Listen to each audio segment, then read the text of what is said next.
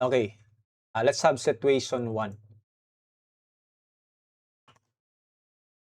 Three identical smooth-surfaced cylinders are arranged inside a rigid container as shown in the figure. Each cylinder has a diameter of 0.5 meters and the weight is 500 newtons each. The container has an internal width of 0.8 meters. Compute the reaction at point D. Compute the reaction at point E, this one. And if the coefficient of friction at point C is 0.15, coefficient of friction here, compute the maximum friction force at C. Okay, so ang number 3 lang yung merong sinabi sa condition na merong friction. But the first two problems, frictionless lahat ng cylinders. So, pag tingnan natin yan sa 3D, ganito yung itsura. Actually, pasteboard to, no? Then, ito lang yung binago yung part 3. Now, yung tekniko dito, no? Ito yung parati kong sinasabi. Basta cylinder problems, locate automatically the centers of the circle. Magagamit talaga natin to especially sa angles ng mga reaction. Then you will connect the centers. So diameter of each of the cylinders 0.5 meters, meaning the radius of each cylinder is half of 0.5. So that's 0.25. Okay, didiskartean natin makuha yung angle ng lights. Kailangan makuha natin yung angle nito from horizontal or from vertical. Kasi yung mga angle niyan, or itong line na yan, yan yung direction ng reaction internally. Yung reaction dyan is along that line. The reaction in the circles is always pointing to the center. Okay? Now, tingnan mo lang. Ikaw bahala. Paano mo yan makukuha through the concept of geometry or trigonometry? Ano yung kailangan natin? Now, we can consider this right triangle here and tawagin ko tong theta. Same with this right triangle sa kabila, the same lang yan, the same lang naman yan, no? Pwede rin dito, same dimension yan. Now, para makuha natin yung theta, kailangan natin ng at least dalawang side ng triangle. It can be these two sides or pwede rin itong hypotenuse. Depende kung ano yung available. Yung available natin is this, the dimension, because take note that this is radius of the circle. Radius 0.25. 0.25, ito rin radius din yan ng circle, 0.25. 0.25 to lahat. So meaning, meron tayong isang side ng triangle ito, a total of 0.5. Kailangan pa natin ng isa. Ano ba yung makukuha nyo? Ito or ito? Sa tingin nyo, ano yung pinakamadaling makuha? Or makukuha agad based sa dimension? Now, ang makukuha natin dyan is ito. Of course, in your actual exam, mag-a-analyze ka talaga nito. Gagamitin natin itong law na yan. Diba radius yan? Perpendicular po yan sa point of tangency. So that is still radius, meaning it is still 0.25, 0.25, 0.25. As you can see that if this is 0.8 meters, 0.8 minus 0.25 minus 0.25, that gives us this side. And ang ibibigay niyan is 0.3.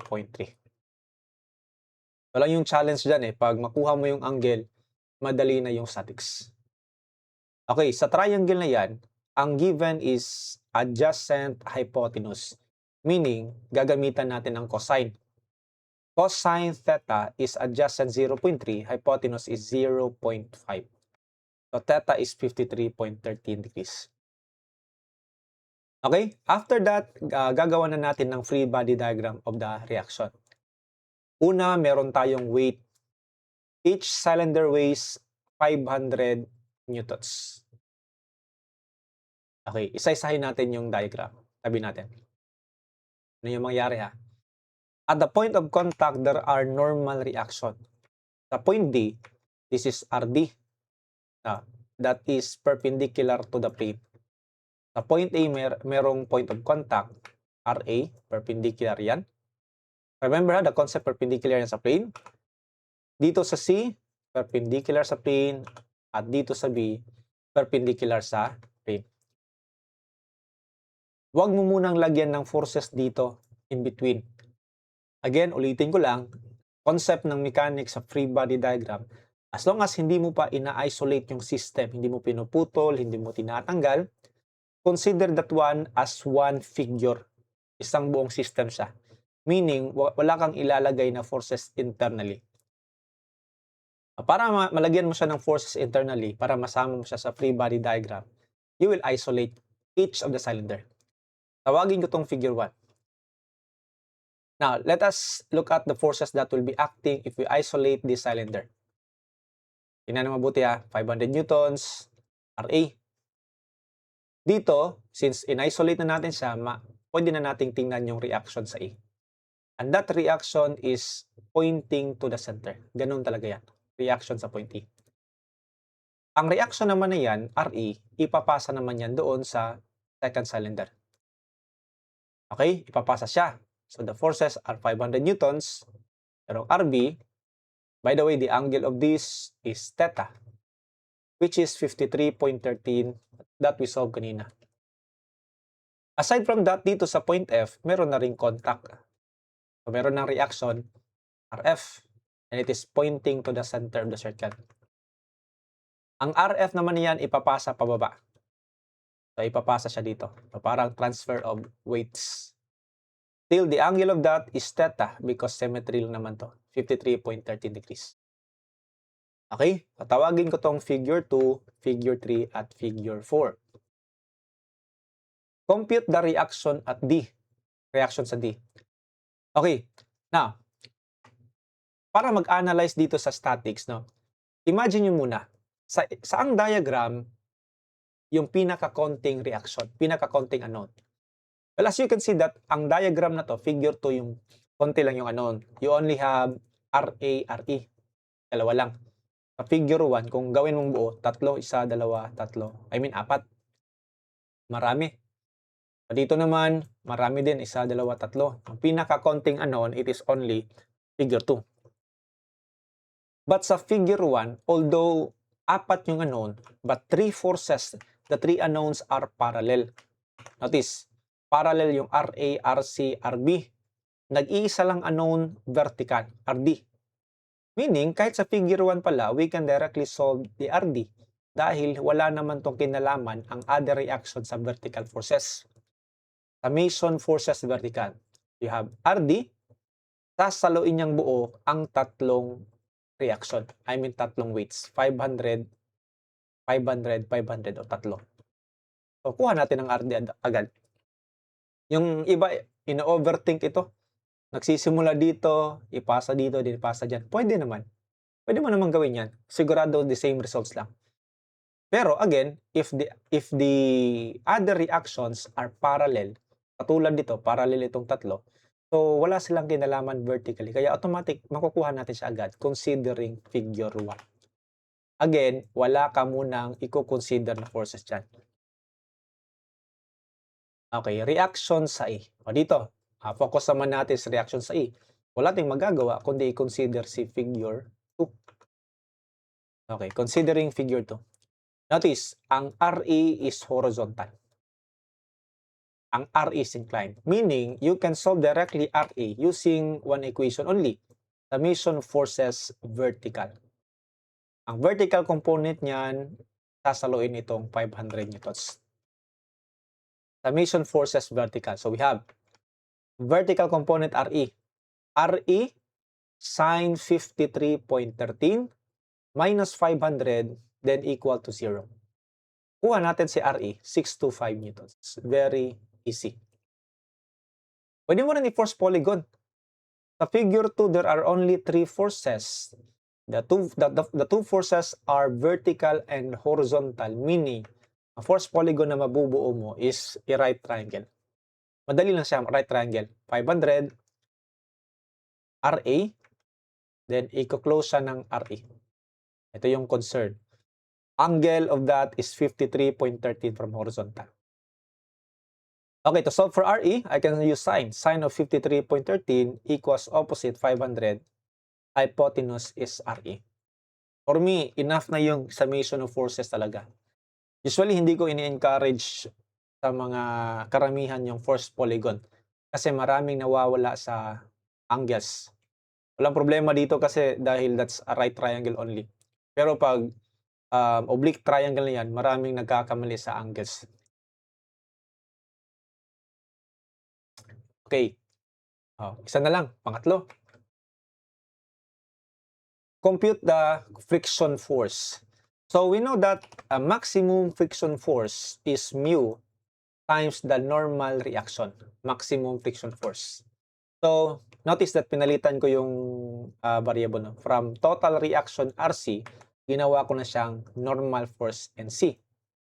Kasi yung total reaction sa C this time, kung meron na siyang friction, is not just the normal. It is the resultant. Friction daw dito. So meron tayong friction sa C.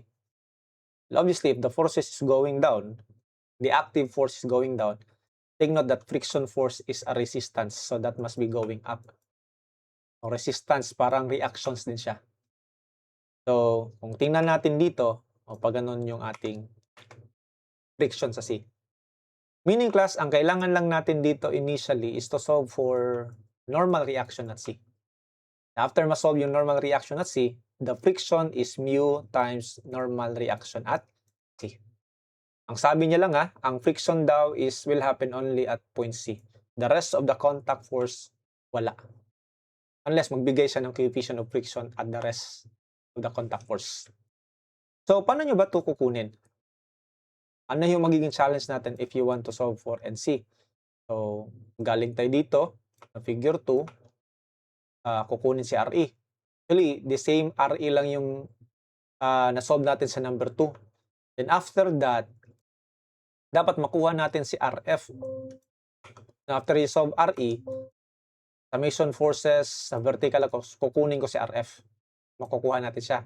After RF, makukuha si NC, summation of forces horizontal. Transfer of loadings talaga. Okay? Again, figure 2, the same to kanina, pagkuha ng RE. Kasi wala namang nagbago sa diagram dyan. RE is still 625 newtons. Dito sa figure 3, once we have RE, summation of forces vertical, isosolve ko muna si RF. I will avoid RB, hindi ako magsa-summation forces horizontal. Vertical, we can solve directly for RF. Vertical, ito vertical. Vertical force. Okay, so we have RF sine of 53.13. That's considering figure 3 dito tayo tumitingin sa solution. RF sine of 53.13, then minus component RE, RE sine of 53.13, and minus 500 equals 0. With RE known 625, kuha natin si RF, 1 to 50 newtons. And lastly, in figure 4, we will be solving NC, summation forces horizontal. Horizontal force. We will avoid RD. Yung RD dito, hindi na equal kanina. Tingnan nota, hindi na yan equal kanina, nasasaluin ito. Kasi meron ng another vertical force, which is the friction. Okay, kaya in-avoid natin siya. Summation forces horizontal, so NC minus component RF to the left.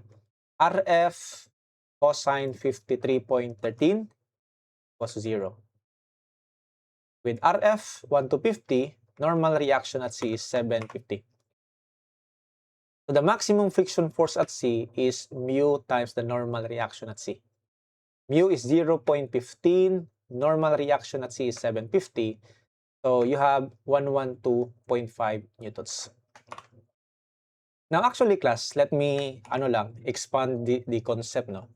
Actually, this is not correct theoretically. Hindi talaga siya pwede. Bakit? Now, try to consider this one. Take note that conditions of equilibrium, summation of forces vertical, summation of forces horizontal, and summation of moment about any point must be tawag dito, satisfied. Dapat satisfied. Now, kung dinagdagan mo ng friction force dito, what will happen if magmo-moment tayo sa gitna? Ano mangyari? Kung magmo-moment tayo sa gitna, walang sasalo sa moment na idudulot ng friction. Iikot yan pa ganyan, 'di ba? Hindi po siya equilibrium. So theoretically, hindi puwedeng maglagay ka lang ng friction sa isang part. Hindi talaga puwede. Although nangyari siya sa board exam. May mga times kasi na hindi napapansin ng examiner na may mali pala sa tanong. Pero I know alam alam na alam 'to ng examiner. Siguro hindi niya lang 'to masyadong na-analyze or hindi niya na napansin. So mali talaga, pero ganito yung solution sa board exam based sa mga previous batches, ito talaga. So correctly, para ma-balance 'yan, theoretically lang dapat mayroon ding friction dito. Kasi kung iikot 'yan pa ganyan, ito rin sasoloin niya yung ikot. Still, the condition of equilibrium about any point is satisfied. Hindi puwedeng isang point lang yung merong friction, dapat lahat. And the friction must be 1. Kung wala kasing friction, notice, kung wala yung friction, lahat ng forces papunta sa center ng circle. So, wala talagang moment mangyayari, tatamaan nila yung point. At kung meron kang ilalagay na friction dito, dapat sa other contact, meron ding friction so that mag-balance ang moment. But anyway, ganito sa board exam kaya yan yung isasagot natin. Walang ibang lalabas sa sagot kung hindi natin siya gagamitin.